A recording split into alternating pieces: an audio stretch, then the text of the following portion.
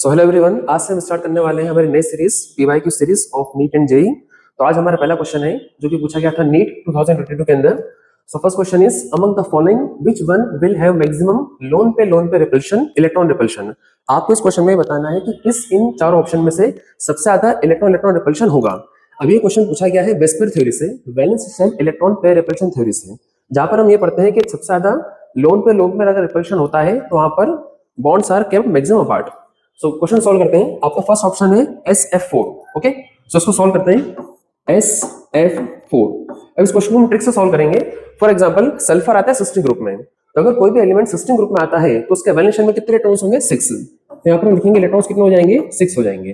फिर हम निकालेंगे इसके बॉन्ड पेयर और फिर हम लगाएंगे इसके लोन पेयर। अब ध्यान से सुनेगा, सल्फर के वैलेंस शेल में कितने इलेक्ट्रॉन्स हैं? 6 इलेक्ट्रॉन्स हैं। ये कितने से बॉन्ड बना रहा है? ये बॉन्ड बना रहा है 4 एटम से, तो बॉन्ड पेयर कितने हो जाएंगे? 4 हो जाएंगे। अब हमें निकालना है लोन पेयर। सल्फर के पास इलेक्ट्रॉन्स थे 6, उसने कितने से बॉन्ड बनाया? 4 से। कितने इलेक्ट्रॉन्स बचे? 2, तो पेयर कितना हुआ? 1, तो ये हमारा निकल जाएगा लोन पेयर। इसका मतलब क्या हुआ? SF4 के अंदर 4 क्या है? बॉन्ड पेयर और 1 क्या है? Lone pair. सेकंड ऑप्शन देखते हैं हमारा ClF3 का। इसमें क्या होगा? ClF3 chlorine.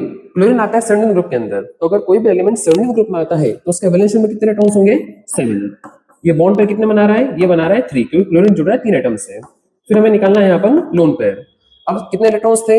7, जिसमें से बॉन्ड कितने बना लिया? 3 ने, तो कितने इलेक्ट्रॉन्स बचे? 4, तो पेयर कितने हुए? 2। तो यहाँ पर हमारा है कितने लोन पेयर?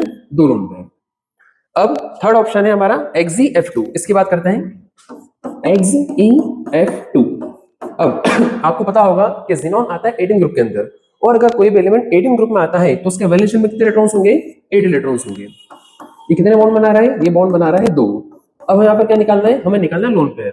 अब 8 इलेक्ट्रॉन्स थे, उसमें से 2 ने बॉन्ड बना लिए। कितने इलेक्ट्रॉन्स बचे? 6, तो पेयर कितना हुआ? 3, तो यहाँ पर हमारा आ जाएगा 3 लोन पेयर। ओके, लास्ट हमारा ऑप्शन बचता है IF5। इसको सॉल्व करते हैं। अब हमें पता होना चाहिए कि आयोडीन आता है सेवनिन ग्रुप के अंदर, तो वैलेंस शेल में कितने इलेक्ट्रॉन्स होंगे? 7। कितने बॉन्ड पर यहाँ पर? बॉन्ड पर यहाँ पर हमारे पास है 5, तो लोन पेयर कितने बचेंगे? 1 बचेंगे। ओके, अब हमको देखना है कि सबसे ज्यादा लोन पेयर कहाँ पर है। इसमें कितने लोन पेयर हैं? 1, इसमें 2, इसमें 3 और इसमें क्या है? 1 है। तो जहां पर सबसे ज्यादा लोन पेयर होंगे वहां पर क्या होगा? सबसे ज्यादा इलेक्ट्रॉन इलेक्ट्रॉन रिपल्शन होगा। तो इसलिए आपका आंसर आ जाएगा XeF2। ये आपका फाइनल आंसर है। Thank you so much.